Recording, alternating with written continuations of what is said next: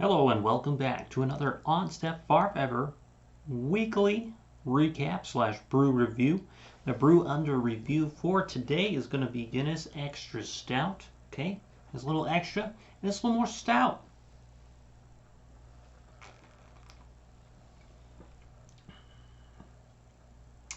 You know, it's good. It's good stuff. You know, it's pretty smooth. A little more hoppy than the normal Guinness that I normally have. I usually go with the Nitro Surge. I think it's just delicious. Okay, this one's still really good. I would definitely get it again.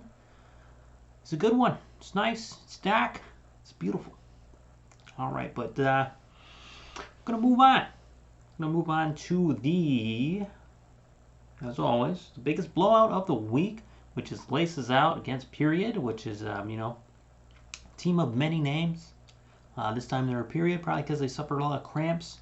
Maybe a heavy flow on this one, because they got beat down by 80 points. For Laces Out, they had a couple of key guys, a lot of, overproducing going on. I'd give it to Arizona's defense, put up 38 compared to the 20 projected points for them. Also, Cooper Cup put up 41 points compared to the 22 projected.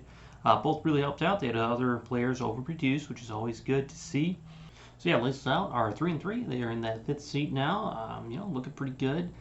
Period, on the other hand, they had a couple honorable mentions. That would be, Josh Allen. Did pretty good there for him, and so did Ruggs. They just weren't able to, pick up the slack from everyone else. Everyone else seemed to not do quite so well. Not hitting their numbers. That's okay. Period is a 3-3 team as well. They are in 7th place at this time. Next up, we have Von Miller time going up against the Kenosha Kickers. Now, this was almost this week's biggest blowout. However, Period just wanted to double down. They were the biggest blowout loser last week. They wanted to do it again. I can respect that. Got my respect.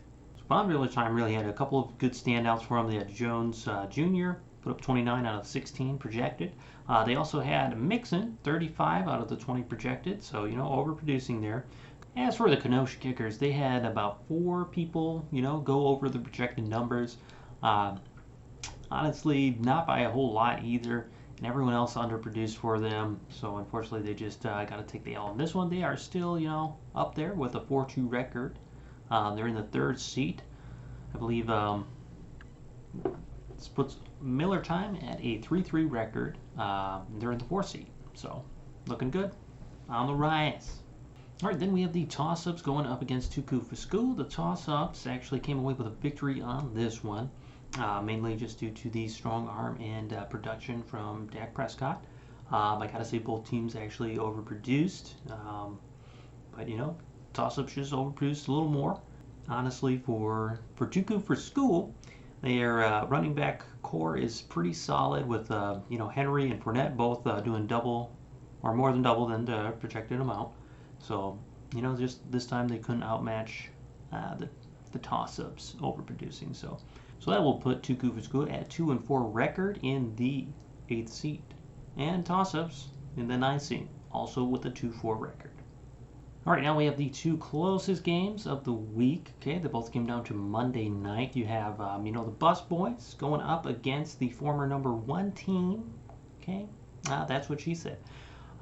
Came down to the Bus Boys having Julio Jones, and that's what she said had the Buffalo's, defense. Lucky for me, Tennessee just did enough damage to lower their points down to 16, and Julio put up 12 points. It really came down in the 4th quarter, and the Bus Boys snuck by with this one. So they are still in that number 1 seed with a 5-1 record. That's what she said. It's in 6th place now with the 3-3 record. Unfortunately, just been on a losing streak. Hopefully, you can turn around this upcoming week. That's what she said. Its honorable mention would probably be Kirk Cousins, who put up over 80 points compared to the 54 projected. But that would be the biggest highlight for them this week. Hopefully, again, next week they will do a bit better. As for the Bus Boys, honorable mention would probably be Antonio Brown. Put up those 27 points instead of 16. But yeah, everyone else kind of actually let him down a bit. The Bus Boys did not. surpassed their projected amount. They actually fell under it a bit. So, and then last but certainly not least, we had Find Your Niche going up against AR12 Go. This also came down to Monday night. It was Cole Beasley for AR12 Goat. Okay, just couldn't quite get it done. He did overproduce by quite a bit. Put up 24 compared to the 14 points projected. CD Lamb also did, way beyond what they were projected as well, going over double their projection for them. But they just weren't able to, make up that one, barely over a point difference in this game. This is the closest game yet. If they would have paid a little more attention, they could have swapped out Barkley, who was out for the game, put their bench player Drake in there, and they would have won by a handsome 20-some points. So, it just didn't happen. That's all right. Find Your Niche had a few good players out there this time around.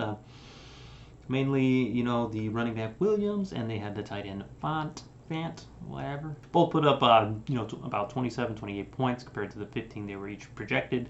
They also had the Los Angeles defense for the Rams, who, they put up 47 points compared to the 34 projected. Really good for a defense. So, yeah, Find Your Niche finds themselves back in the second seed with a 4-2 record.